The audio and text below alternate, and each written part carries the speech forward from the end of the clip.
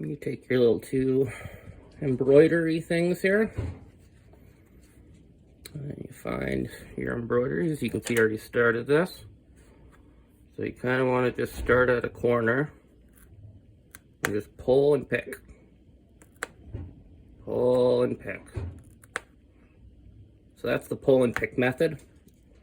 That takes a little more methodical, but you'll get cleaner lines usually.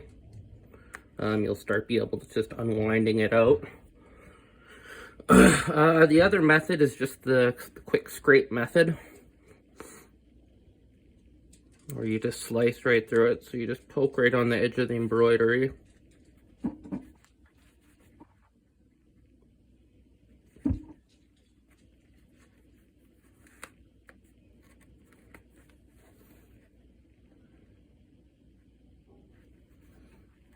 You just slice right up it like that. I don't know if you can see in there, but then that opens up the little padding part that kind of comes out, because you get that filler stuff inside any of the raised embroidery. But as you can see now, just slicing it open, you can go in there and just take your little embroidery tool and just start picking out the stitches that are in there. See, you get this other piece of embroidery, the filler.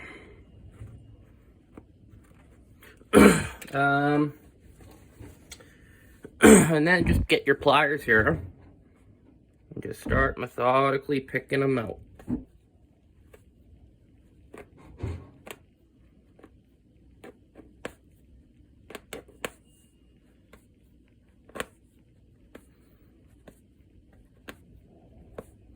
And then you just keep doing that on and on and on. And then as you can see, you slowly get all the embroidery out. You're going to be putting a patch over it anyway, so, but trial and error, you can get really clean, pretty clean lines that you can, in flat area to put your custom hat. So you're going to want these from Amazon. These are seam rippers, a big one and a little one. These are like 10 bucks, Amazon Prime. These are little crafting pliers that I got from the dollar store. These are essential. You definitely need the crafting pliers to, it's going to make your job a hell of a lot easier once you have those. And that thing kind of comes with little scissors too. You can get a little dollar store sewing kit that has needles and everything that you need. Here's a pirate that I just ripped out, another clean one. So yeah, these are a couple ones I've cleaned out. That one came out pretty good. This one had a lot more raised embroidery, so it gets a lot harder. You can kind of chew it up a little bit more. That's unintentional, but it kind of has to happen. Here's a Fear of God. I did this one just with a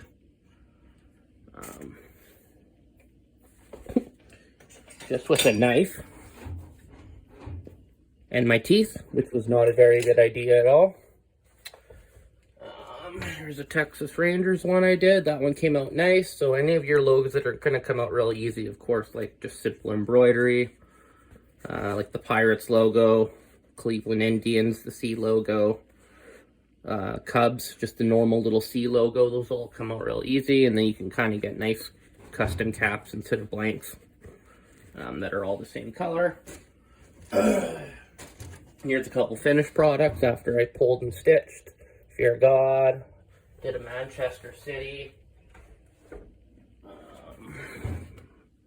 and I did a Calgary Flames one.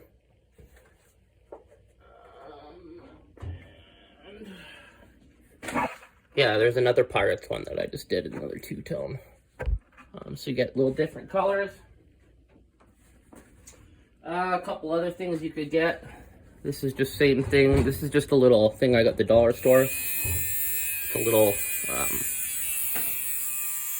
gets off of the, what do you call it, the filling that are on there. So you can clean it up a bit if you're OCD like me. You can also get that same exact effect with one of those scissors. or one that comes with your sewing kit. Nail clippers are good too if you want to get down on some of that embroidery. I haven't used mine yet because I've kind of perfected this plier pull method, but I've heard this works for getting some stitching out.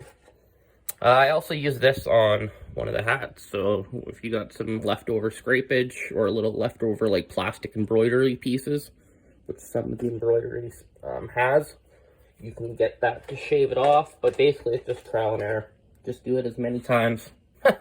My first one came out pretty mangled, but I was able to cover it with patch, so it didn't really matter.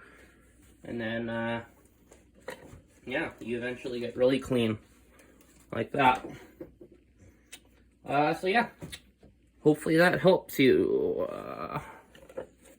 Thank you so much. Enjoy.